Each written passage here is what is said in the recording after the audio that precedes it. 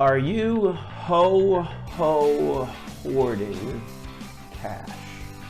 Plus 3 of the greatest fears that Americans have about retirement and how to solve them, along with a conversation on the program this week about charitable deductions. This time of year, a lot of folks typically will make more of their charitable deductions as the year comes to a close. We've got some important things for you to think about between now and the end of the year. So welcome to the program. This is, of course, Dollars and Cents, where we help you make sense out of all of life's decisions involving your dollars. We're Central Florida's longest running radio program, coming to you on a variety of networks throughout the Central Florida region. Also happen to be one of the top 25 financial planning podcasts on the World Wide Web as well. So if you miss us here on air, you can always catch us on the internet at your favorite podcast channel of choice. My name, of course, Joel Garris. I'm a certified financial planner, along with a certified financial fiduciary at Nelson Financial Planning, where our team of certified financial fiduciaries stands ready this week to help you change your life with a successful and cost-effective financial plan.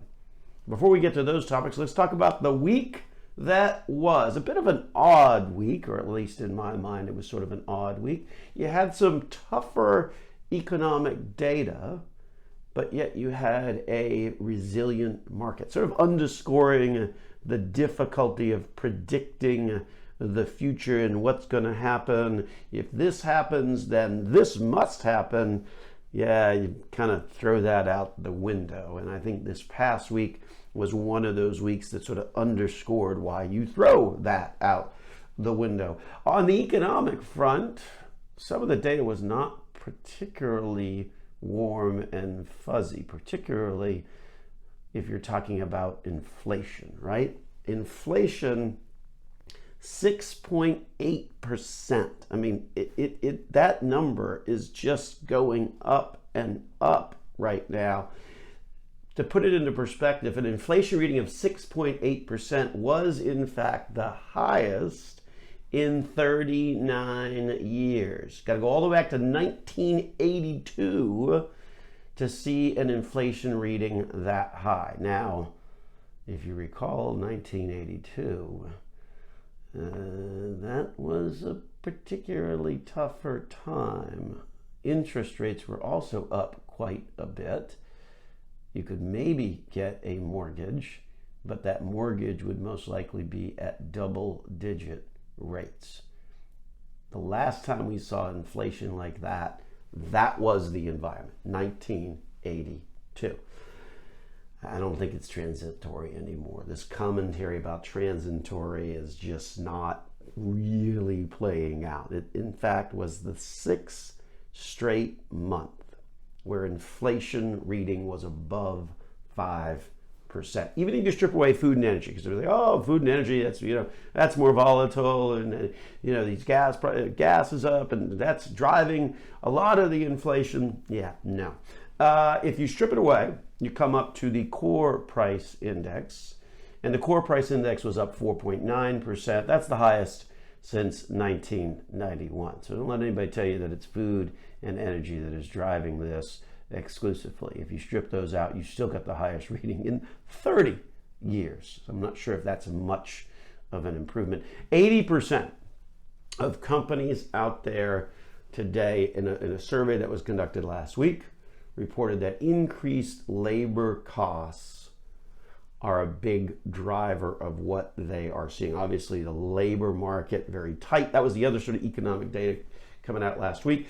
A drop in the unemployment rate to 4.2%. So we've got unemployment low, inflation high. That is starting to really put some pressure on the Federal Reserve and to raise rates, because the point of raising rates is that if you have unchecked inflation and low unemployment, then you will wind up with an economy that is effectively running too hot. It will overheat. And if you've ever had a car that's overheated, it doesn't really go very well. So that's the crux of the problem that the Federal Reserve now sees. We've certainly been talking about this off and on the program over the course of this year pretty extensively, because this inflation thing has really been percolating for the better part of this year. And we have always been of the view that the Federal Reserve really is in a difficult spot, trying to sit on its hands as long as it can. At some point, this data has to push them over, and it has. I mean, they've certainly changed their perspective, but I think they're going to have to really accelerate things even more. If you think back to the beginning of this year, they were looking at continuing their quantitative easing program, which is where they're going into the bond market and buying bonds to help support the price of those bonds and push interest rates down, right? When you drive up pricing of a bond, you lower the interest rate. So that's kind of what they were effectively doing in the bond market. And the expectation at the beginning of the year were they were going to do that all the way through next year. You weren't going to see an interest rate increase, or a talk of an interest rate increase until 2023 or 2024 even. But here we are, and now they have pulled back on that quantitative easing, announced that they're going to end it by next June. I think later on this month they're going to announce that they're going to have to end it in March, and you could potentially see even an interest rate increase in the second quarter of next year. Now, be mindful of what that looks like, because it's not like the Federal Reserve is going to wake up one day and all of a sudden increase rates by 2 or 3 percentage points. If we look at how the Federal Reserve operates, they do it incrementally. Okay, so it's not like all of a sudden your mortgage rates are going to jump up dramatically to 6 or 7%. The reality is that you're going to see small increases as a result of how the Fed sort of operates. But those increases are going to start. And at this point, I think we could certainly see them start in the second quarter. And you might have more than one, that is for sure. Because again, you can't keep ignoring this. And I think the reality is the Federal Reserve realizes that it's already sort of behind the game. If you look at one of the quotes from the Federal Reserve Chairman, and we'll just read what he said just this past week. Federal Reserve Chairman, of course, is Mr. Powell, and he actually was being interviewed and offered a sort of a rare concession that the Federal Reserve may have erred in some of its earlier assessments of how long inflation would rise. Here's the quote. This is Jerome Powell, Chairman of the Federal Reserve. "What we missed about inflation was we didn't predict the supply side problems, and those are highly unusual and very difficult, very non-linear, and it's really hard to predict those things." It's really hard to predict anything, okay? But the reality is that if your modeling is off, then you wind up having to play catch up. And I think we may find that the Federal Reserve is going to have to play some catch up this year. Now, against that backdrop, and throw in Omicron, right? It's not Omicron. Then you've got an interesting sort of on the negative side, right? Inflation and although low unemployment is not negative, but if it spurs interest rates, it can be. And then lo and behold, what did the market do? The S&P 500 closed at a peak on Friday, the largest weekly gain since February. So folks, if you think something is going to happen, it's going to do such and so, it doesn't happen that way. Once again, the market proves better to remain consistent and not try to predict the future. With that, we'll take a break. When we come back, we're going to talk about some year-end charitable giving thoughts that we've got here on the program of Dollars and Cents with your host, Joel Garris of Nelson Financial Planning. December 31, right around the corner. And next week on the show, we're going to be joined by one of our fellow certified financial fiduciaries, who also happens to be a CPA, Kristen Cayley, to talk a lot about some of the tax changes and things to look ahead to for next tax season as the year concludes. We're going to start that conversation this week, though, specifically focusing on charitable contributions. Certainly this time of year is where folks like to sort of do most of their charitable contributions. And so we wanted to carve out some specific time to sort of chat about that, because there's some key changes and some things that you certainly need to know about. Chief among them is one of the changes that allows you to deduct some of your charitable contributions regardless of whether you itemize. Now, the reality with the tax changes in 2017 is that a lot of folks, 30 million Americans in fact, find themselves not itemizing their deductions anymore. It happens on a regular basis where someone is in my office and they say, oh, well, I have, my charitable deductions, I wrote them all off last year, and then we actually look at the tax return, and in fact, they didn't. They just took the standard deduction. And so certainly that is the case because of the increases in standard deductions that happened as a result of the 2017 tax changes. So more and more people are finding, well, wait a minute, that doesn't necessarily add anything. I don't know that that's, if you look at the data, I don't think that's necessarily slowing down charitable giving, but people always like to think that they're getting some benefit beyond just making that contribution to charity. And so what Washington brought back for this year and for last year as well, but this year they kind of adjusted it a little bit, and that is this notion of being able to write some charitable contributions off on the front page of the tax return. So regardless of whether you itemize, for this year you're going to be able to write off some of those cash charitable deductions. The problem is it's not a whole lot. For single people, it's $300. For a joint return, it is $600. So not a lot on that, but just be aware that you can at least take a deduction on the front page regardless of whether you itemize. So that certainly is a change that we've seen that will help folks in terms of charitable contributions. But again, not a big amount. So these other things that we'll talk about here on the program have a little bit more bite to them, if you will, rather than just that $300 or $600. So the reality is one of the biggest changes involves qualified charitable distributions, or not necessarily a change, but the reality is that qualified charitable distributions have been around for many years now, and they represent a great way to wind up getting money in to a charity and having that reduced down on your taxable amount of your IRA required minimum distribution. Now, there's a lot of caveats to that, and you have to observe those caveats, most importantly of which is that if you're going to take advantage of the qualified charitable distribution and use that from your IRA or your retirement account, you've got to make that check directly payable to the charity. It's not something where the money can come to you and then you decide to write a check to the charity.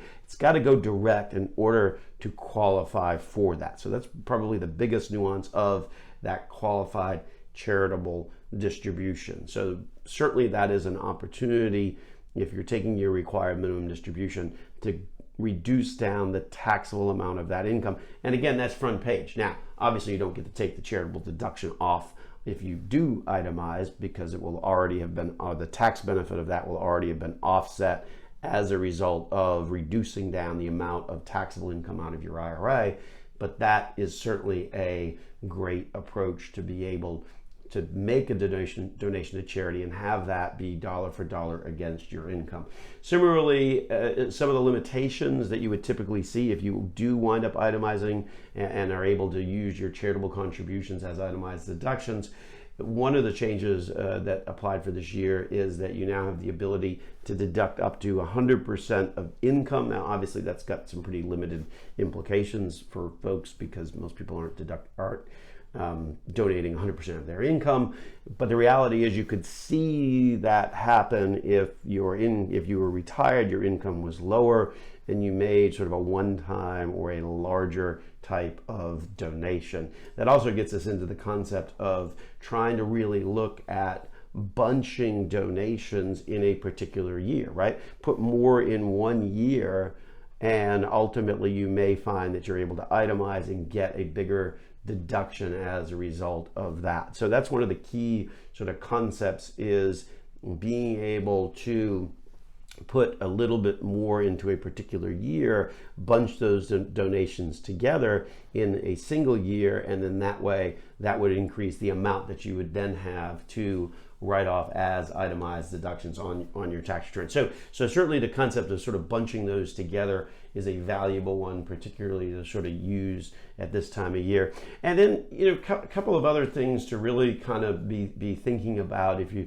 thinking about making charitable contributions. And the first concept is the notion of donating an appreciated asset, right? I mean, the market's been going quite well for a few years now, and so you may find that you've got individual stock or fund positions where you've got some growth in them, and rather than sell the position to write a check to the charity, that in fact will create a reportable tax transaction, and then you have to pay taxes on the capital gain if you do it that way. What you could do otherwise is you can re-register that account or that fund or that stock over to the charity and then have the charity sell it. And here's what happens in that situation. First of all, you get the full amount of the charitable deduction, whatever the value of that stock is or that fund is or whatever the case may be, that will be, you will get the full deduction of that dollar value.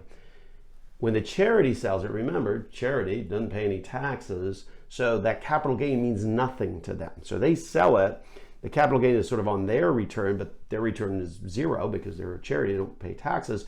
And so now you've made the donation, you've captured the full amount of that charitable contribution on your tax return as a deduction, and you didn't have to pay any capital gains to liquidate the position and to get that money to the charity. So that's a very powerful trick, especially given sort of the run-up in the market that's happened over the past few years. That is certainly something that we would encourage folks to consider, particularly if they're making more significant types of contributions in a particular year. Now, obviously, you could do it with $500 contribution or $1,000 contribution, but at the end of the day, there's usually some paperwork involved, both for you and for the charitable organization. So maybe not quite at that level, but if you're looking at more significant contributions, 10,000, 20,000 or more, then that would certainly be something that you can consider that would be a little bit more tax efficient than just liquidating a position, paying a gain, and then making the contribution. Instead, just shift that over. Another way to do that is using a donor advised fund. Let's say that you are not exactly sure of where you want to give the money to, but you want to make a charitable contribution just to kind of be consistent from one year to the next.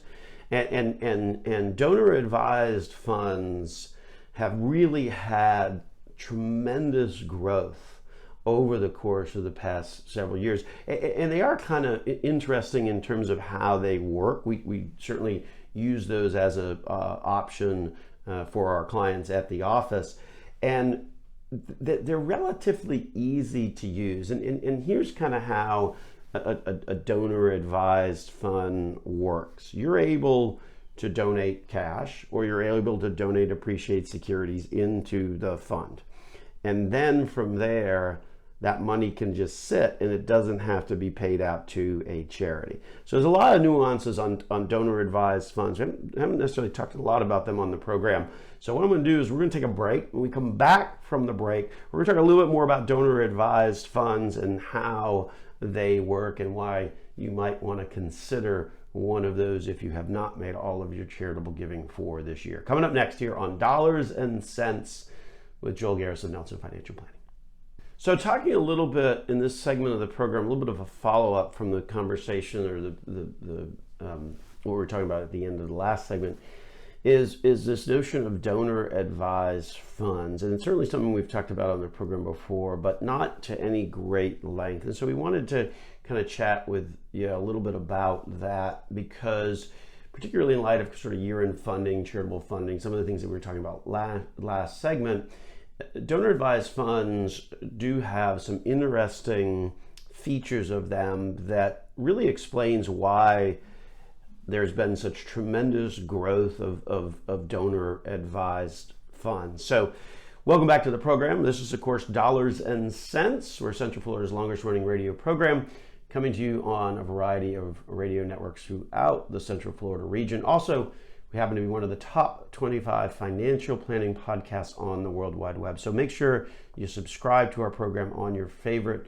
podcast channel of choice. My name, of course, is Joel Garris. I'm a certified financial planner, certified financial fiduciary at Nelson Financial Planning, where our team of certified financial fiduciaries stands ready this week to help you change your life with a successful and cost-effective financial plan. So, donor advised fund, what are those and how do they work? Well, a donor advised fund basically means that you're able to contribute money into that fund, and whatever you contribute is a charitable deduction in the year in which you made that contribution. Now, it doesn't mean that you have to give it to a specific charity, but if you give it to a donor advised fund, then effectively that charitable gift is made. So what it does is it gives you a little bit more flexibility in terms of trying to make a charitable contribution in those circumstances where maybe you just haven't sort of landed on a particular charity or church or whatever the case may be, but you know you want to make a contribution for the year. The other case where that makes sense is if you've maybe got a windfall this year and you want to make a charitable contribution, but you don't necessarily want to make all of those different contributions to charities all in this year. You prefer to kind of pay those charities or give those charities that money over a longer period of time. And so a donor advised fund sort of gives you all of that flexibility where you're able to put the money in and ultimately have that as a charitable contribution without having to actually give it directly to charities. Now, the reality is that there are some restrictions on a donor advised fund. Chief among them is the fact that when you put the money in, that is it. So you're never going to be able to access that money again. No different than if you made a charitable contribution, right? If you give money to your church, unlikely that you're going to go back to your church and say, hey, can I get that money back? The reality is that there's absolutely no way that that is going to happen in a donor advised fund. So that's number one. Number two, eventually you just can't let it sit there forever. I mean, there has to be, typically, I think the rule is, within a 3-year period where there's got to be some donations to a specific charity that actually come out of that fund.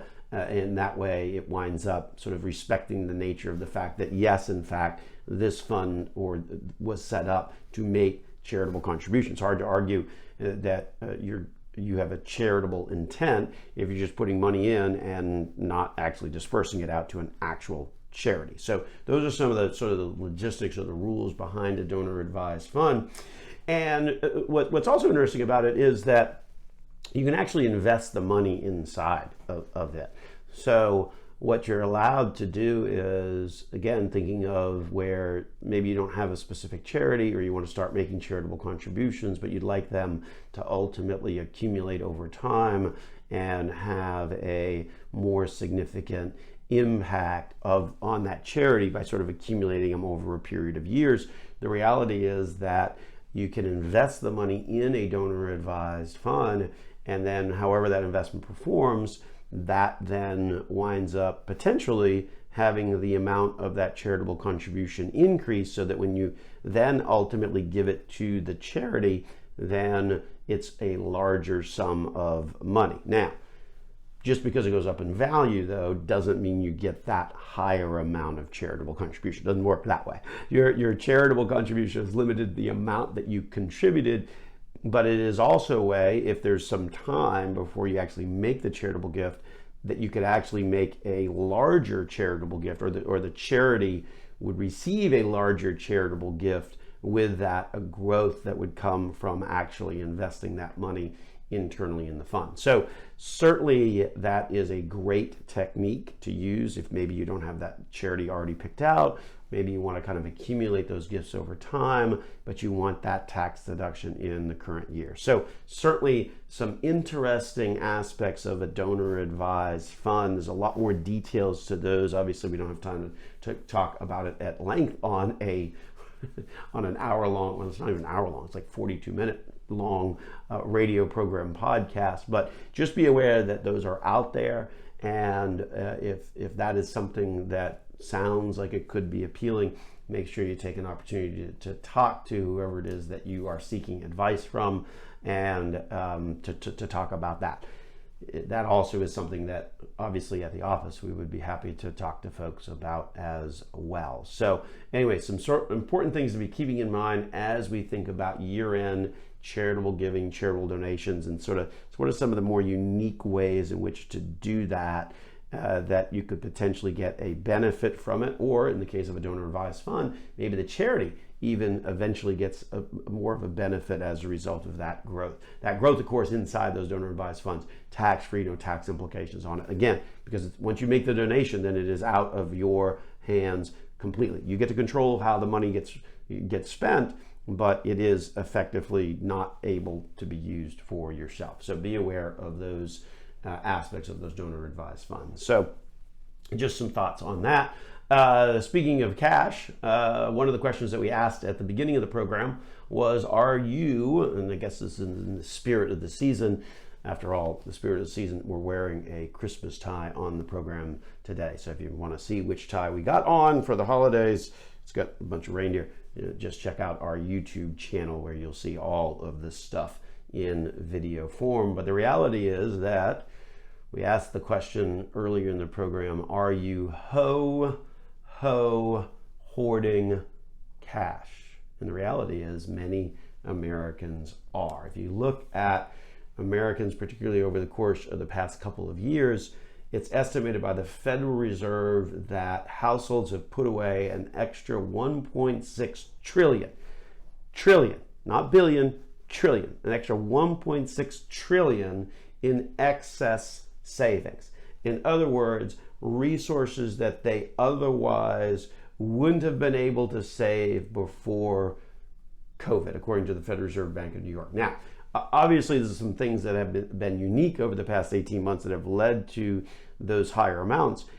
But when you see that on an individual basis and then it aggregates across this country, it adds to a tremendous amount of money. An excess of 1.6 trillion in excess savings based upon really sort of three different things, right? I mean, you had 3 rounds of stimulus checks over the course of the past 18 months. I had somebody just in my office this past week say, I got these checks, I don't really need them. I mean, I think that's true for a lot of folks out there. Certainly some folks that got them certainly direly needed them, but because of the income limits on them, they were relatively high. So, a lot of folks got them that didn't necessarily kind of need them, if you will. And after 3 rounds of that, that means that there's more cash, combined with the fact that we've all been relatively restricted, maybe not here in Florida as much, but relatively restricted on the activities and the things that we can do. And then lastly, wrinkle on, of course, the usual fear of the unknown, COVID, all of the uncertainty about the future. So that puts a little bit of the backdrop on why you have that excess savings. When we come back, we're going to talk about some of the things that you can do with that and why you probably want to be doing something with that even now with the market where it is. So stay tuned for that here on Dollars and Cents with Joel Garris of Nelson Financial Planning.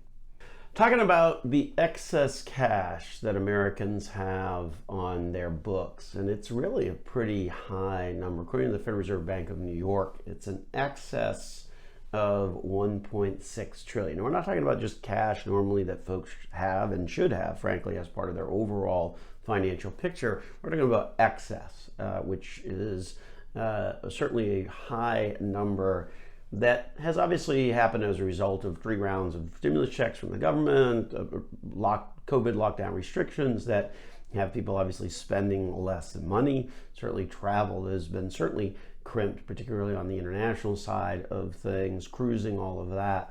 So let folks find themselves with more money than they certainly would have, all things being equal. And then obviously the backdrop, and we talked about this early in the program, is you've got inflation, which is eating away at the value of that cash. That's what inflation does. It makes cash that you have in your hands today less valuable because it buys less stuff. So that's one of the issues that folks are having more and more, particularly as inflation starts to go up, is the value of those excess savings winds up going down. And then, of course, the low interest rates with that in that environment is certainly something that people see when they have that savings, that cash savings, because it's not making any money. Now, probably about the only good thing that will come as we get Federal Reserve that starts to raise rates is those people that have that cash will maybe start to make a little bit more than what they have been doing. But it's not much, because when the Federal Reserve does raise rates, it does so incrementally. So very, very gradual movement that certainly is not going to be of any significance, particularly in comparison to how high inflation is these days. So one of the things to do on that is to really think about what to do with that excess cash. And so the first exercise that we typically do with folks when they come in to chat with us about, kind of that cash holdings and that excess cash amount is you have to ask yourself, okay, well, what do I owe? And start to look at that, because I guarantee, and we don't use that word really ever, because you can't guarantee anything, because as we talked about earlier, predicting the future is very difficult. But in this case, I'm going to say the word guarantee, and it's in light of, I guarantee that you are paying more on any debt that you have than the interest that you are making on your cash today. You're paying more and you're earning less. So if you've got cash, take a look at what you owe. And think about it in terms of secured debt versus unsecured debt. Secured debt is debt that is backed by some type of an asset, whether it's a house in the form of a mortgage, whether it's a car in the form of a car loan. That's all secured debt. If you don't make the payments, then they can come and take the home, they can come and take the car. That's the notion of having secured debt, secured by something that the lender can then say, you're not making your payment, I'm going to come and get it. Generally, secured debt obviously has lower interest rates because there's more security for the lender to make that loan, because they know they can come and take that thing back that was used as security for that loan. Generally, those secured types of loans, right, your mortgage or your car loan or whatever, is intended to be paid over time. And generally, I kind of think of secured debt as it sort of meets a necessity, right? I mean, people, few people have the option to, when they buy a house, to just lay out cash for it. You're going to borrow money because it's a pretty significant purchase. So again, sort of the secured debt generally kind of falls in the category, at least in our mind, of having a more of a necessity, if you will. Contrast that with unsecured debt, right? That's student loans, that's credit cards. Speaking of credit cards, pretty disturbing statistic actually, that even with this cash hoard, we've started to see a little bit of an uptick in credit card balances. Still well below where they were at pre-pandemic levels, but an increase of about 17 billion in credit card debt to about 800 billion total across this country in the third quarter of this year. So a little bit of an uptick in terms of credit card debt, but that stuff is your unsecured debt, right? That's the stuff that you're going to pay high interest rates, and it's hard to pay off quickly because of those high rates. And generally, there's nothing really to show for it. Oh yeah, I bought the jacket, I bought the sweater, I bought the t-shirt, but there's nothing really to kind of show for that kind of debt per se in terms of something tangible, right? I went to school, I borrowed money, I got a degree. Okay, that's not anything that is secured. That's a piece of paper, and the reality is that a piece of paper may not be worth anywhere near the value of what you paid. But anyway, that's a different conversation because the cost of school has gotten kind of crazy. Anyway, so the toughest issue, so if you got the cash, you look at that debt, right? Look at the debt. and you've got stuff and it's costs us 3%, 4%. Yeah, I understand that's a low interest rate, but if you've got a bunch of cash sitting that's making zero, well, then you're losing money on that. And inflation and the impact of inflation to eat up that purchasing power of that cash, I think we should spur more people to kind of look at this exercise of what debt they have and maybe take chunks of that and either pay it off or accelerate. Now, the exception that I would have, I guess, on taking a chunk of cash and paying something off would be the conversation about, should I pay off my mortgage? I'm really more of a fan of paying off a mortgage using cash flow. Ultimately saying, hey, I want to have my mortgage done and paid off by the time I reach retirement, so make it part of my current cash flow and ultimately have that mortgage all paid off by the time you get to retirement. The notion of taking a large chunk and just sort of disappearing it into the bricks in your house is never one I'm a particularly big fan of. Maybe if the mortgage is down to a low amount, maybe, I got $30,000 left on the mortgage or $40,000 left on the mortgage. Okay, yeah, maybe you do just kind of, okay, let's wrap it up and be done with it. But generally speaking, not necessarily a fan of kind of taking those lump sums and trying to pay off the mortgage. What most people don't realize is that you can put a chunk down on your mortgage, but it's not going to change your monthly payment, because the payment is still the payment based upon that note that you signed. So that doesn't change your note or lower it. So it's important to, number one, with that excess cash, look at, okay, how much debt do I have? What's that picture look like? That's number one. Number two is, how much, of course, do I need for emergency savings, right? I mean, you actually want to have cash for that. That's what emergency savings is all about. Traditionally, if you want to be heavier now, that's fine. But the reality is that a lot of that typical investments that you would put sort of that more conservative piece in these days, they all stink, whether it's cash savings, money market, or bonds. Low interest rates are sort of really pushing savers or that more conservative side to not really make a whole lot of money. So really take a look at kind of what you need for emergency savings. And if that maybe means you're holding more cash than on the bond side, then that's okay, particularly with the risk of higher interest rates impacting bonds. So once you kind of done that exercise, look at the debt, how much you owe, and look at your overall cash savings, your overall financial portfolio. So now you've looked at all of that, and then you still have some cash. And so we would say that there's definitely an approach in terms of putting that money in on a regular basis. We typically talk about maybe 5% or 10%, and dollar cost average that in, and ultimately use an investment approach that's predominantly large company oriented, dividend paying companies, because those types of companies ultimately always have a little bit more stability than anything else. So just some thoughts there on the excess cash that exists in society today and what you might do differently with that. With that, we're going to wrap it on up and get on out of here. Thanks for listening to the program. This has been Dollars and Cents with your host, Joel Garris of Nelson Financial Planning.